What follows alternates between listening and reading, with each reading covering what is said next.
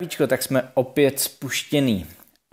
Ještě sám nevím úplně přesně detaily, jak to udělat perfektně, tu registraci. Takže se s váma teď podělím pouze o to, jak se mi to daří registrovat. Využívám teď nejvíc webový rozhraní. Takže ideálně Google Chrome, jelikož je podstatná informace při registracích, potřebujete mít zaplé polohové služby. Budete to dělat v aplikaci nebo na mobilu, tak potřebujete mít polohové služby zapnutý pro mobil a pro tu danou aplikaci. Přes web Google Chrome to umí sám od sebe, takže je to díky tomu snazší a vždycky vám vyjede, že chce ten daný program nebo prohlížeč znát vaši polohu. Vy to jenom odkliknete, že je to v pořádku. Takže jak vlastně začít? Pokud už jste registrovaný, tak zajděte do svého back officeu. Dáte back office,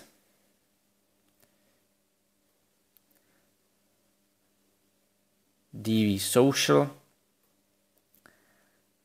Tak, tady vidíte Team Building Invitation. Tady máte svůj odkaz registrační. Tak dáte otevřít, tak ten odkaz pošlete člověku, který má o tohle zájem. Takže otevřu ho v nové kartě. Ten odkaz je vždy stejný. Můžete ho kopírovat vícero lidem. Tak, zeptá se vás to, jestli ten daný člověk, který vám poslal odkaz, je váš člověk, který vás zaregistroval. Řeknu, že ano. A teď vyplním toho nového člověka. Vyplníme teda nového příchozího.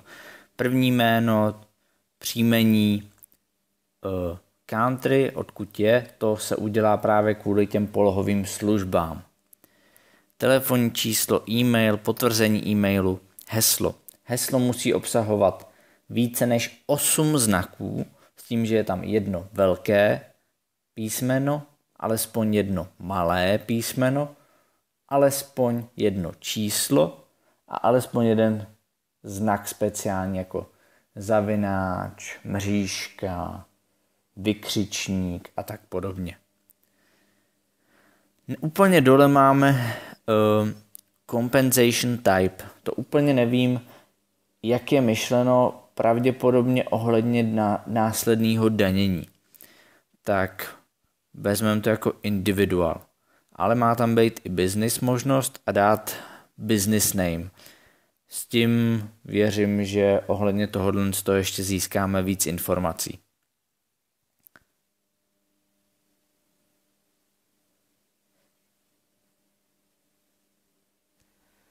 Dáte next a jakmile to zadáte, vyjede vám tato obrazovka.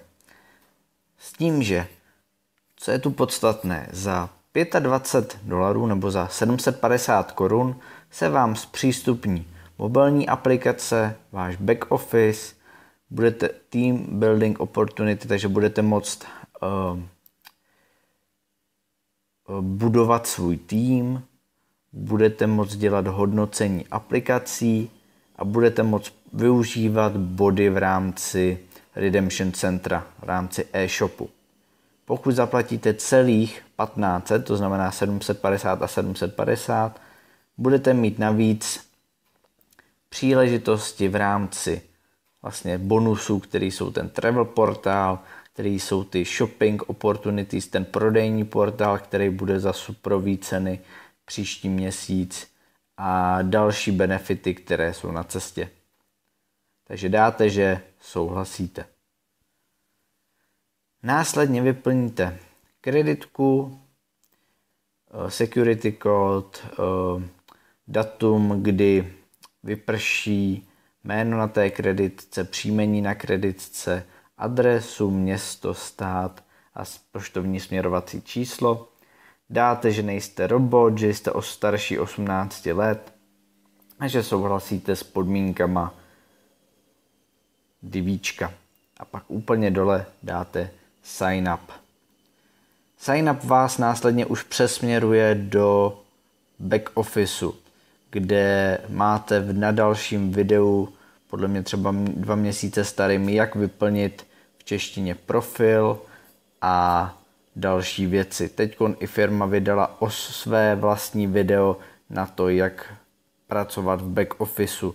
Jakmile do něj doděláme titulky, tak vám ho taky nasdílím.